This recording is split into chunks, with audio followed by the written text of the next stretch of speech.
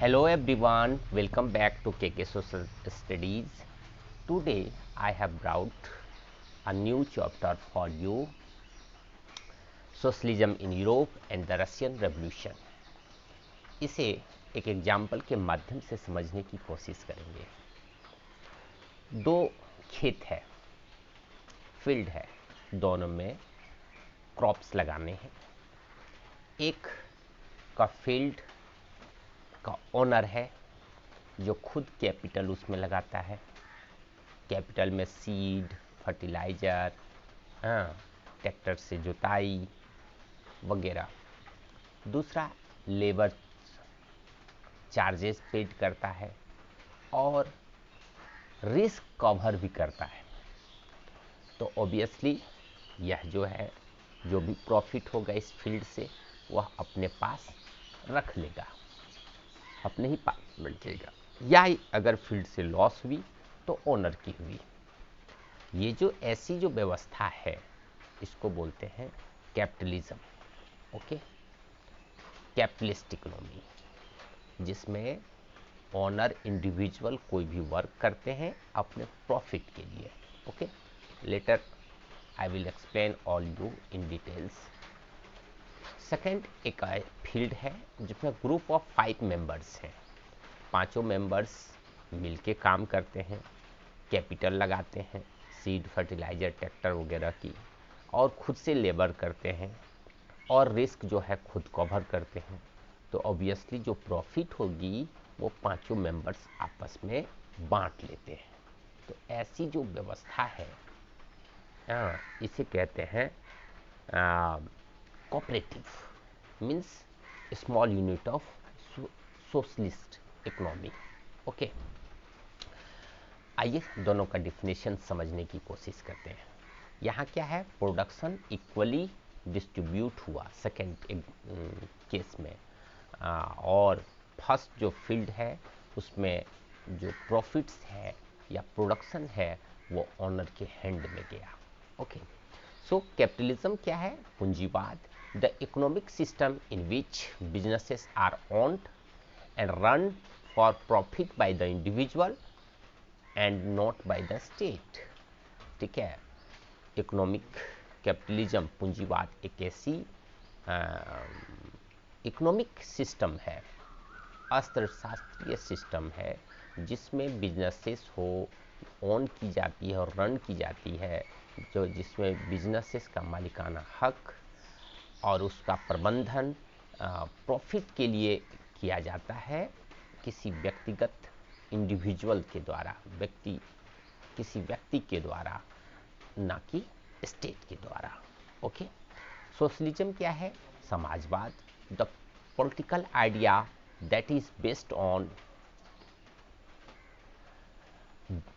belief all people are equal and the money and the property should be equally divided।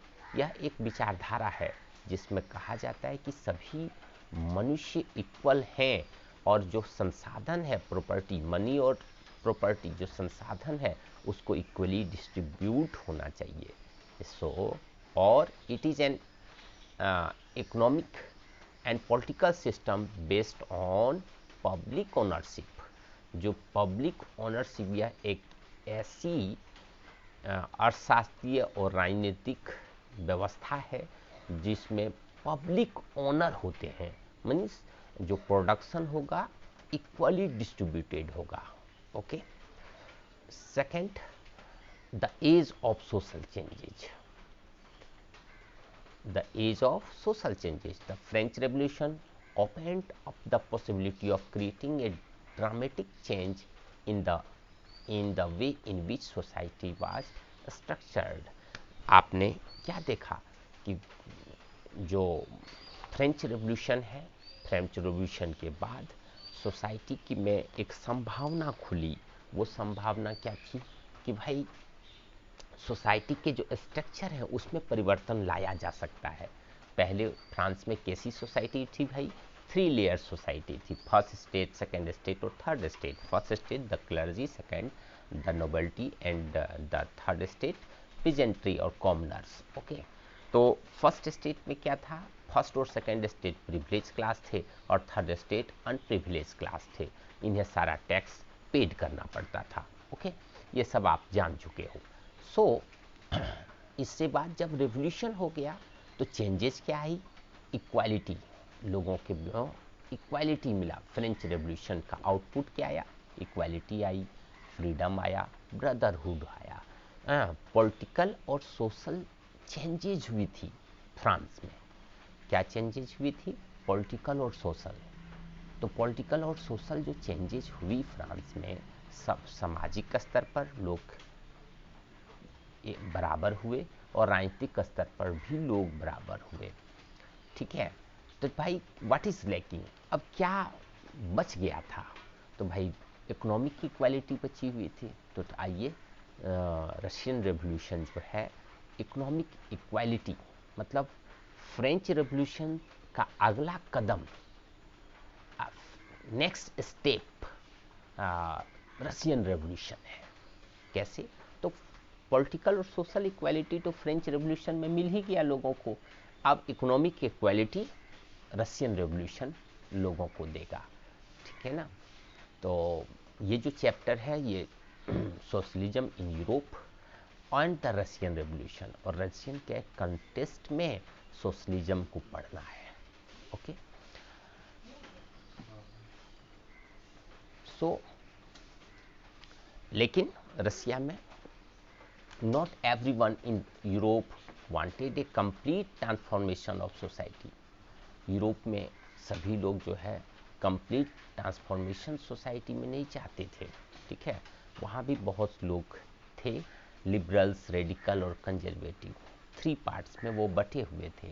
ठीक है, मतलब सभी लोग परिवर्तन नहीं चाहते थे, सबकी अलग अलग व्यूज़ भी था। ठीक है, जैसे examples, liberal one of the group which look to change society. Liberals ऐसे ग्रुप थे जो चेंजेस तो चाहते थे society, and they wanted a nation which tolerate all religion.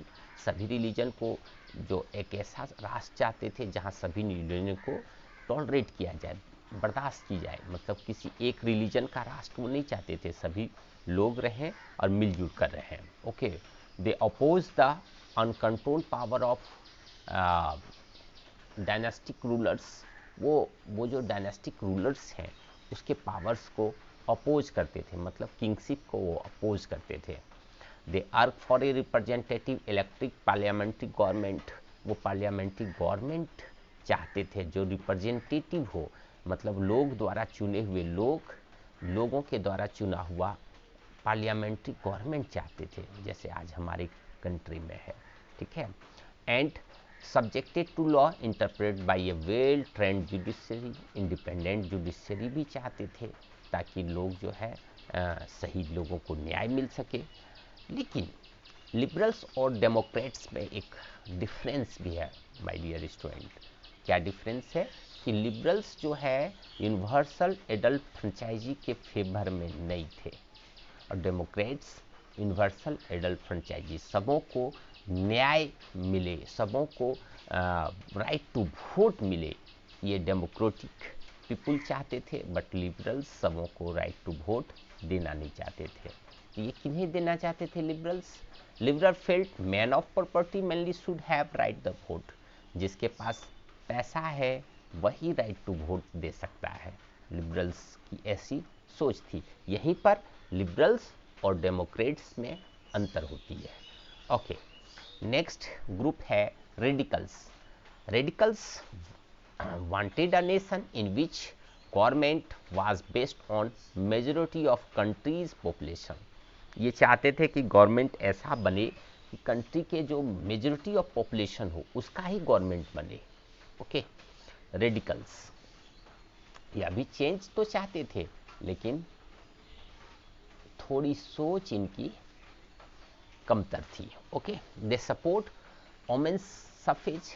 ये राइट टू वोट वोमेन्स के लिए तो ये चाहते थे और इनका सपोर्ट भी करते थे। They were favour of private property. ये चाहते थे कि लोगों के पास अपना संपत्ति हो, but dislike concentration of property in the hand of a few. लेकिन कुछ लोगों के पास ही संपत्ति, बहुत ज़्यादा संपत्ति हो, इसका वो कंसंट्रेशन नहीं चाहते थे, मतलब जमा कुछ लोग के हाथों में बहुत ज़्यादा पैसे जमा हो जाए ऐसा वो नहीं चाहते थे।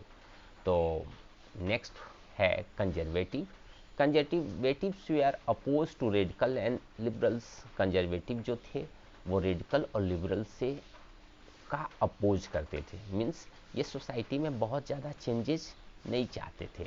Okay, after the French revolution, French revolution के बाद क्या हुआ कि फ्रेंच रेवोल्यूशन के बाद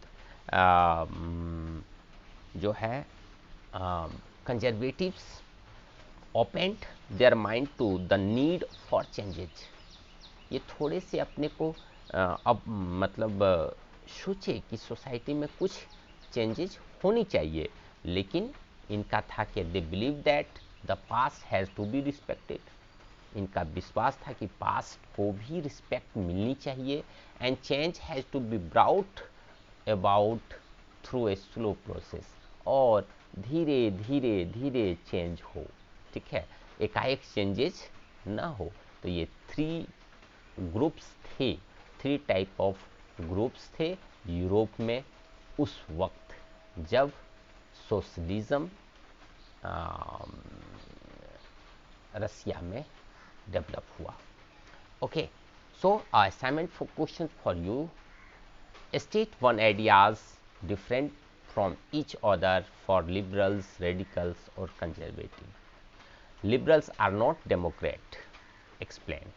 कैसे liberals democrats नहीं हैं, but we are the view of liberals about the transformation of society in 18th century. liberals के क्या views थे 18th century में कि सोसाइटी कैसे ट्रांसफॉर्म हो, मतलब सोसाइटी में कौन कौन से परिवर्तन हो।